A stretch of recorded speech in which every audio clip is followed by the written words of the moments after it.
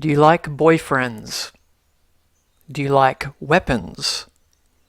I have the game for you. Boyfriend Dungeon starts you off as the player-created character arriving in Verona Beach. You've never been on a date, and your cousin Jesse is about to change that. He hooks you up with an apartment and sets you on your first date. It will be the first of many as you go through this game, dating various husbandos, waifus, and non-binary characters. The game is very much a visual novel with gameplay as well, in the form of dungeons or dunges, which is what the characters in this world call them. The dungeons are representative of your fears, and this is one of the first things that the game takes from Persona. The other thing being you go on dates with various characters and can increase your bonds with them. Most of the characters you meet are able to transform into weapons, which you'll use in the dungeons. You level up your bond meter with certain weapons by giving them gifts and also fighting in the dungeons with them. Once you max out the level, you can then go on another date. And I think these are the highlights of the game for me. I enjoyed going on the various dates, and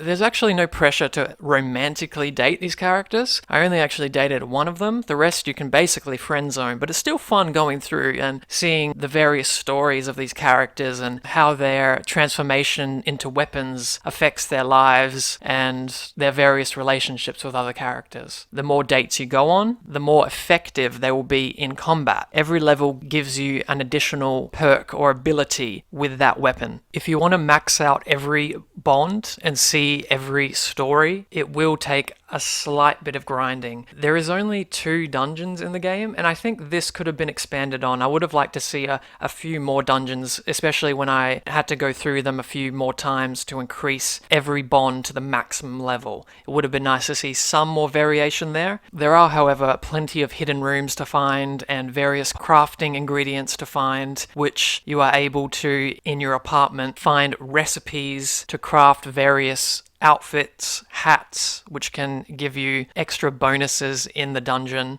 and gifts to craft as well, which you can give to the various characters to increase your bond level. I'd recommend going after Sawyer's bond very early on, because they give you a item which makes leveling up everyone else's bond much easier. I found the combat to be pretty fun. It's easy to get overwhelmed with enemies, and a solution to this is really just focusing on weapons which attack with area of effect, like the lightsaber and the vampire blade and some other things. Some weapons have more of a straight line attack, and I found those to be quite difficult when I got surrounded by enemies. A really great option in this game is it lets you reduce all damage taken by half, which I think is a great thing for people struggling a little bit with the game, or people who feel like they're taking a few too many hits, as I did. I felt like I was taking a lot of damage early on, so I just popped on that option, and it was a lot easier to get through the game. And yeah, aside from that, there's a few shops you can buy some extra outfits in and crafting materials. I would have liked to see maybe some more shops, because I